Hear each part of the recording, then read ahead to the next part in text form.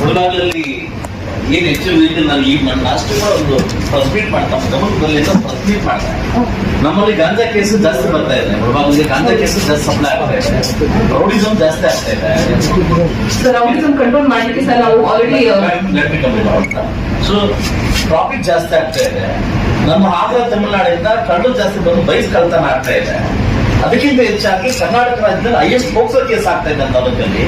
What is awareness?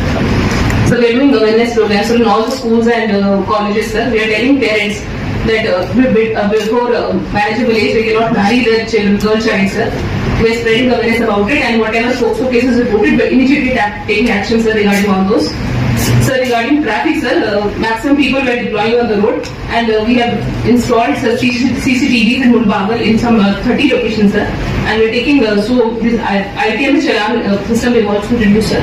And we are looking ITM this case. Submission, madam. Awareness ಮಾಡಿದ್ರು.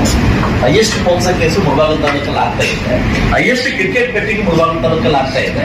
Highest issues ಎಲ್ಲ ಆಗ್ತಾ ಇದೆ. So ನಾವು ನಿಮ್ ಜೊತೆ ಸೇರ್ಕೊಂಡು ದೊಡ್ಡ ಮಟ್ಟದಲ್ಲಿ ಮಾಡ್ಬೇಕಂತ ಅನ್ಕೊಂಡಿದ್ವಿ.